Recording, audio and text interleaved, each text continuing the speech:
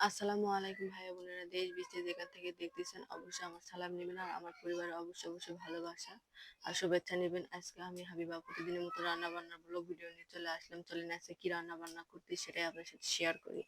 এই যেখানে আলু বেগুন ঝোল করব কুমড়ো বড়া দিয়ে, মাছ ভেজে কিভাবে রান্না করি আমার সাথে দেখতে থাকুন।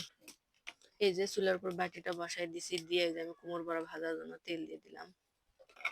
তেলটা গরম হয়ে গেছে, যেগুলো বড়ি আমি দিয়ে দিচ্ছি, দিয়ে আমি উল্টো পাল্টা লাল লাল করে ভেজে নিই।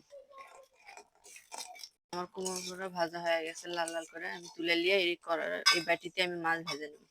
এই যে আমি কি আগে মাখা রাখছি, আমি লবণ হলুদ মরিচের গুঁড়ো দিয়ে মাছ মাখা রাখলে মাখা ভাজলে ভালো হয়, মানে অনেকক্ষণ মাখা রাখছিলাম। এই যে আমি অনেকগুলো ভেজে নেব, ঝাল লবণ ভালো যায় আর কি।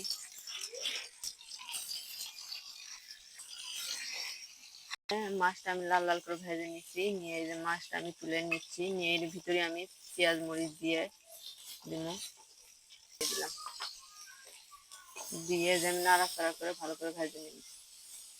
এই যে আমি আলু বেগুন ঝোল রান্না করার জন্য এর ভিতরে আদা রসুন বাটা, লবণ হলুদ মরিচের গুঁড়ো ধনিয়ার গুঁড়ো দিয়ে রাখছি। আর যে ফাঁকে এই যে পেঁয়াজটা লাল লাল করে ভাজা হয়ে গেছে, আমি এর ভিতরে জিরাটা দিয়ে দিলাম, দিয়ে নাড়াচাড়া করে আমি ওগুলো ঢেলে দিব।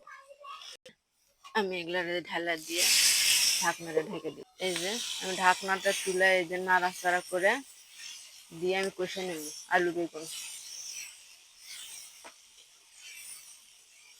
এই যে ঢাকা দিলাম। এই যে এগুলো কুমড়ো বড়া আমি দিয়ে দেবো, যেহেতু এগুলো আমার বাড়ির কুমড়ো বড়া বানানো, কারণ এগুলো সিদ্ধ হতে অনেক সময় লাগে, এই জন্য আমি কষানোর সাথে আমি কুমড়ো বড়া দিয়ে দিলাম, দিয়ে আমি এই যে নাড়াচাড়া করে কষানোর জন্য এই যে ঢাকনাতে ঢেকে দেবো।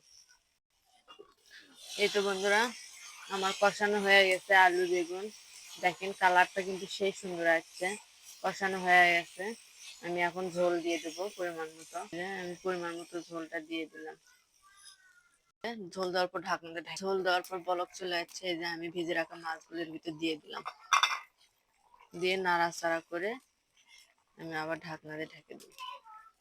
আমার রান্না হয়ে গেছে। আমার রান্নার রেসিপি আপনাদের কাছে যদি ভালো লেগে থাকে অবশ্যই আমার চ্যানেলটি সাবস্ক্রাইব করে আমাদের পাশে থাকবেন, আমার পরিবারের ভালোবাসা আর শুভেচ্ছা দিয়ে যাবেন। আজকের মতো আমি হাবিবা এখানেই বিদায় নিচ্ছি। আল্লাহ হাফেজ।